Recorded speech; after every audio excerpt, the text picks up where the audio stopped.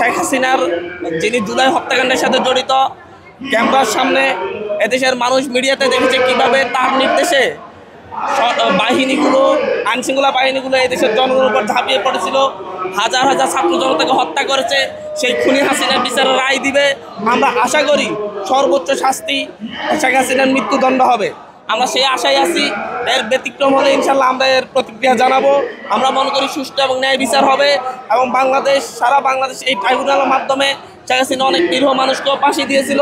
এই ট্রাইব্যুনালের মাধ্যমে একটা অস্বচ্ছ তৎকালীন সময় 2012 সালে অস্বচ্ছ বিচার হয়েছিল, কিন্তু এই শেখ হাসিনার বিরুদ্ধে যে বিচার, সেই বিচার স্বচ্ছ প্রক্রিয়া হয়েছে এবং সারা দেশ, সারা জাতি সাক্ষী কীভাবে এই বিচার প্রক্রিয়া চলেছে।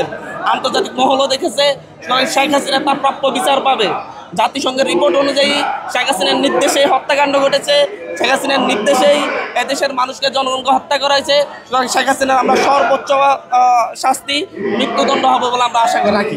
আজকে জাতীয় নাগরিক পার্টির পক্ষ থেকে আমরা মাওলানা মজলুম জননেতা মাওলানা আব্দুল হামিদ খান ভাসানীর মাজার জিয়ারতে এসেছি।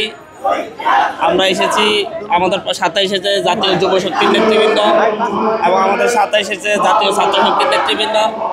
আজকে আমরা এখানে এসেছি আমাদের সেই নেতাকে স্মরণ করতে, যারা সেই ব্রিটিশ বিরোধী আন্দোলন থেকে শুরু করে বাংলাদেশের মানুষের অধিকার আদায়ে স্বাধীনতা সংগ্রাম ও ভূমিকা রেখেছিল, তাকে স্মরণ করতে এসেছি।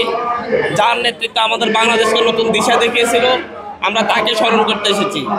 আমরা জাতীয় নাগরিক পার্টি এবং তার অঙ্গ সহযোগী সংগঠনগুলো সহ আমরা যেই রাজনীতি করতে চেয়েছি, আমাদের রাজনীতি কোনো ব্যক্তি রাজনীতি নয়।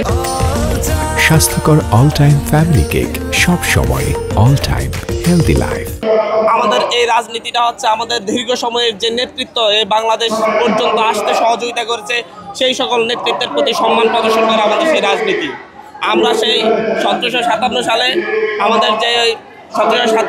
আমাদের সেই সর্বশেষ যে যুদ্ধ, সেই যুদ্ধে আমাদের সর্বশেষ বাংলার নবাব সিরাজউদ্দৌলাকে আমরা স্মরণ করি। আমাদের সেই সিপাহী বিদ্রোহে শৈবাল পান্ডে থেকে শুরু করে, টিকমির থেকে শুরু করে আমাদের শেরেবাংলা একে ফজলুল হক হোসেন, শহীদ সোহরাওয়ার্দী, শেখ মুজিবুর রহমান এবং শহীদ প্রেসিডেন্ট জিয়াউর রহমান, মাওলানা আব্দুল হামিদ খান ভাসানী, সকল রাজনৈতিক নেতৃত্বের প্রতি আমরা শ্রদ্ধা রাখি। কিন্তু যারাই পরবর্তী সময়ে ফ্যাসিবাদ কায়েম করেছে, যারাই পরবর্তী সময়ে স্বৈরাচার কায়েম করেছে, আমরা তাদের বিরুদ্ধে অবস্থান রেখেছি। যাদের পরবর্তী চরিত্র ফ্যাসিবাদের কাঠামোর ভিতরে আটকে গিয়েছে, তাদের বিরুদ্ধে আমরা সমালোচনা করি। আমরা মনে করি এই বাংলাদেশের যে ভিত্তি রচনা, সেই ভিত্তি রচনায় ভূমিকা রেখেছিলেন শেরেবাংলায় ফজলুল হক থেকে শুরু করে হোসেন শহীদ সোহরাওয়ার্দী শুরু করে মাওলানা আব্দুল হামিদ খান ভাসানীগণ, এবং ওনাদেরকে সবসময় জাতীয় নাগরিক পার্টি স্মরণ করবে।